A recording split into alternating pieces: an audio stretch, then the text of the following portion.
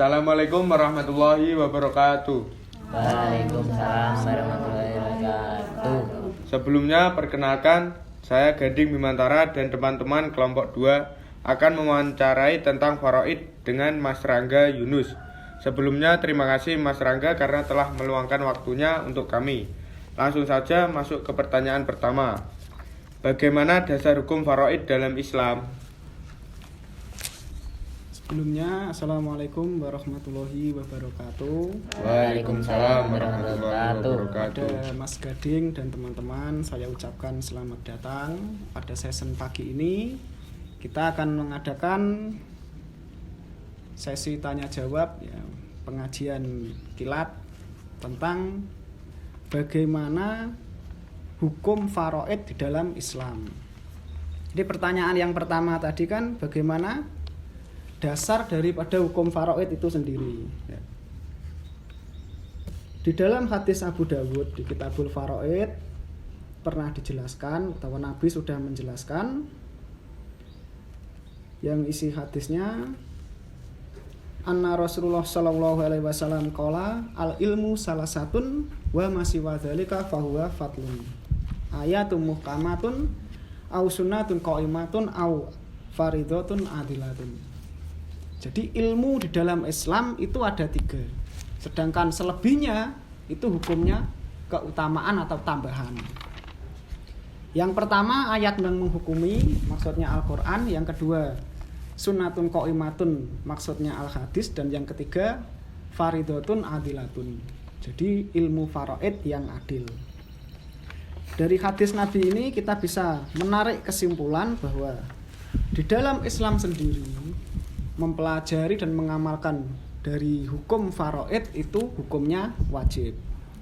Diperkuat lagi di dalam Sunan Ibnu Majah fi Kitabil Faraid juga, ya Abu Hurairah ta'alamul faraid wa alimuha fa innahu nisful ilma wa huwa yunsha wa huwa awalu syai'in yunza'u min ummati. Jadi wahai Abu Hurairah, kamu belajar dan mengajarkanlah ilmu faraid. Karena ilmu faraid itu sendiri adalah setengah daripada ilmu dalam Islam.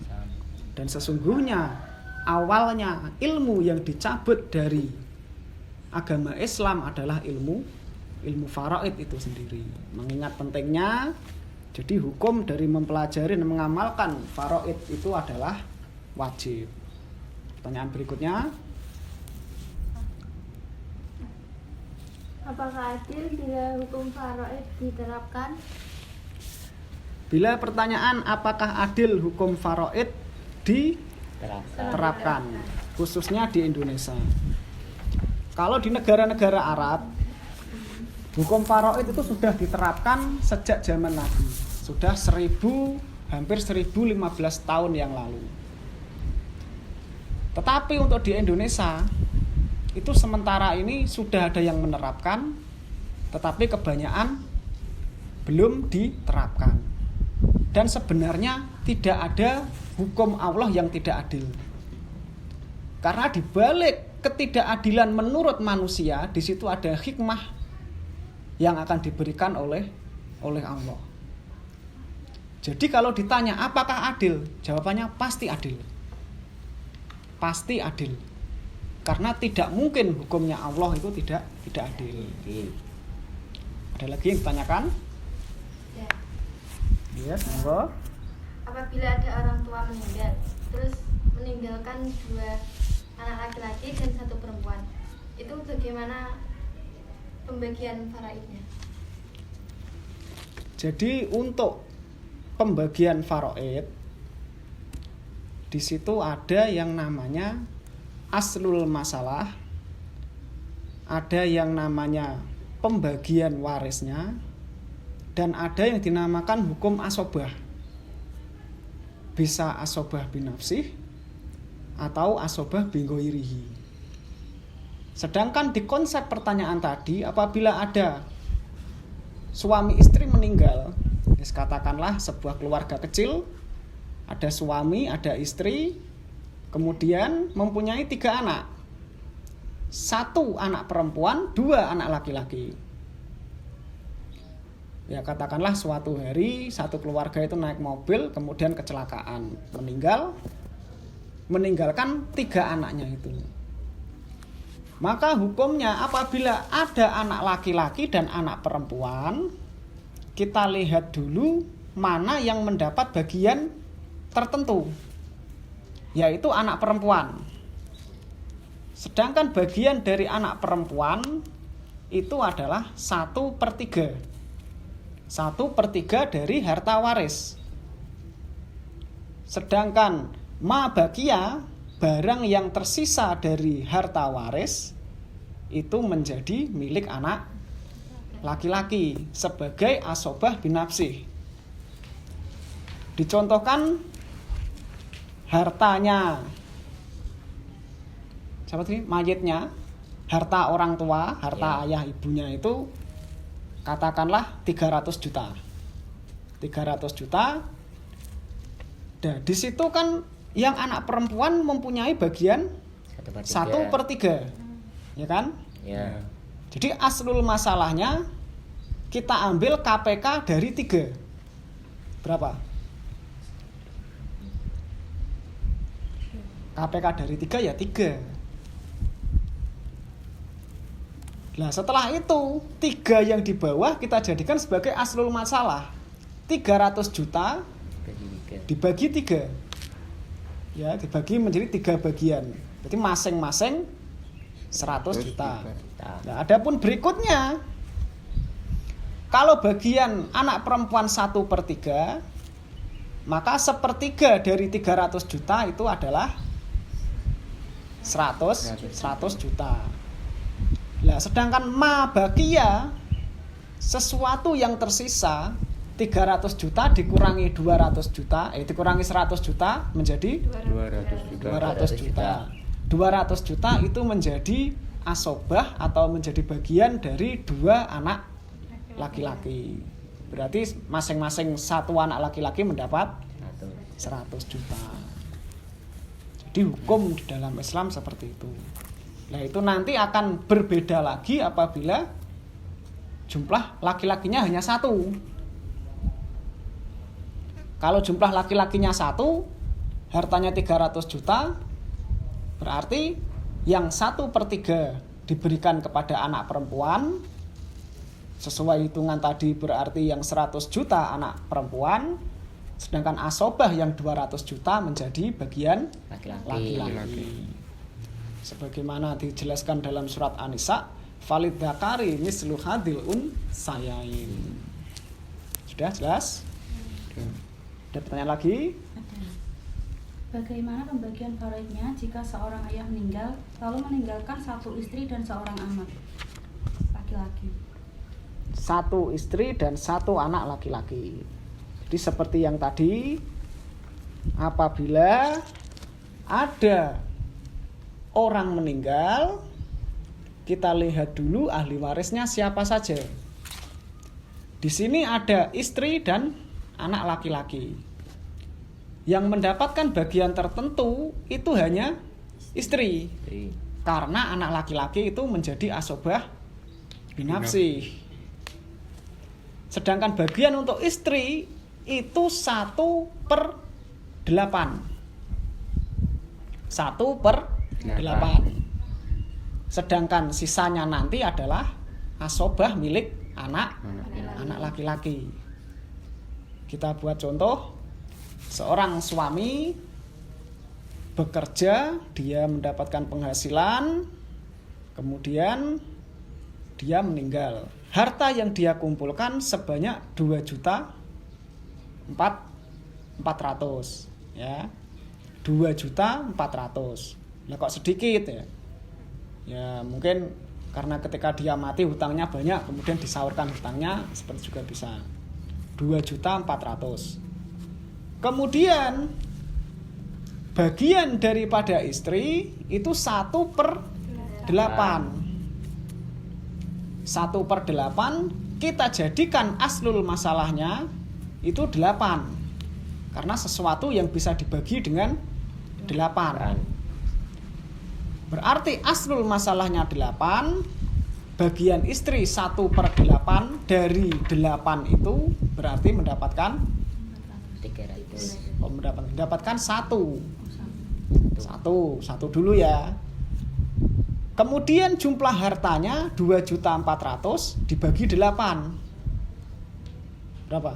300. Nah, berarti bagian istri itu 1/8 dari 2.400.000 menjadi 300.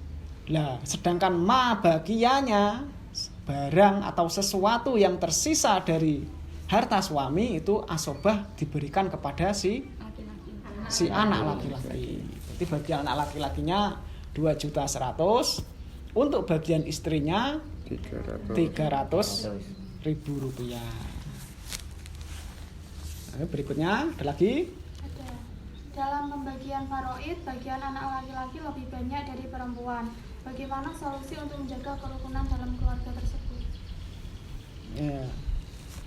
Untuk solusi, di dalam Islam hukum tidak bisa dikurangi, tidak bisa ditambahi, tidak bisa dirubah. Karena pada hakikinya di dalam Islam hukum itu semua dari Allah dan dari Rasulnya. Nah, sedangkan untuk pembagian faraid sendiri, falid dzakari mislu hadil unsayain, itu sudah ada dalam Al-Quran. Tidak bisa diganggu gugat. Ya kan, kesamaan derajat di dalam Islam tidak ada seperti itu. Di dalam Islam laki-laki dan perempuan itu derajatnya sama. Tapi untuk pembagian hukum warisnya secara kodrat Allah sudah membagi. Nah, untuk mewujudkan kerukunan di dalam satu keluarga, setelah hukum waris dijalankan, sebagaimana contohnya tadi, ada anak laki-laki dan perempuan satu-satu. Ketika perempuan mendapatkan 100 juta, laki-laki mendapatkan 200 juta. Maka di dalam Islam sendiri pun juga ada istilahnya sodaqah. Maka di dalam beberapa kasus, ketika pembagian sudah dilakukan, sudah ada, kemudian pihak yang mendapatkan bagian banyak, pihak yang mendapatkan bagian lebih, itu supaya dianjurkan untuk bersedekah kepada yang lebih sedikit bagiannya. Jadi ketika hukum waris sudah dijalankan, ya termasuk at-tamamul mayyitu idza faridatun adilatun. Termasuk sempurnanya keadaannya mayit atau orang yang meninggal itu adalah ketika hukum warisnya telah dibagi. Jadi apabila nyuwun sewu sebelumnya, ketika nanti suatu saat nanti bapak atau ibu sampean meninggal, meninggalnya itu belum sempurna apabila warisnya belum dibagi. Tapi ketika sudah dibagi, mau 1 minggu setelah meninggal kemudian dibagi, yang bagian banyak mensodakohkan sebagian bagiannya kepada yang mendapatkan sedikit, itu tidak apa-apa. Bagi yang sodakoh dia mendapatkan pahala tambahan, dan bagi yang menerima sodakoh dia akan merasakan bahwa dia dianggap sebagai saudara, kesejahteraannya dipikirkan oleh saudaranya, akhirnya bisa mempererat persaudaraan di dalam keluarga tersebut. So, ini paham? Nah, ada lagi? Ada. Bagaimana hukum dari orang yang menolak atau tidak mau menerima hukum faraid? Jadi untuk hukumnya menolak hanya satu hukum dari Allah itu sudah dikatakan cukup untuk mengeluarkan orang itu dari pada agama Islam itu sendiri. Jadi hukum menolak faraid itu tidak boleh. Itu tidak boleh ditolak. Nah, kalau dia sudah menolak hukum faraid, berarti ya dia termasuk menentang pada agama Allah. Maka dari itu hukum faraid harus dijelas-jelaskan sejak awal, sejak dini. Dimulai dari bangku sekolah, kemudian dilanjutkan ke perguruan tinggi. Tujuannya apa? Supaya semua pihak bisa menerima hukum faraid. Karena tidak mungkin hukum Allah tidak adil, itu tidak mungkin. Ada yang lagi? Izin bertanya lagi Mas ya. Di lingkungan ini keluarga mana yang sudah menerapkan hukum faraid? Kalau di lingkungan Kedungdowo itu sudah ada beberapa yang menerapkan hukum faraid sesuai dengan syariat yang sudah dijalankan. Ada satu keluarga itu namanya Bapak Samsu. Bapak Samsu itu meninggal, dia meninggalkan 3 orang anak. 2 anak laki-laki dan 1 anak perempuan. Dan faraidnya juga sudah dibagi, di mana 2 anak laki-lakinya mendapatkan asobah, sedangkan 1 anak perempuannya mendapatkan 1/3 dari harta itu. Dan itu pun semuanya juga sudah bisa menerima. Nah, cara yang dipakai jalan tengahnya ya seperti tadi.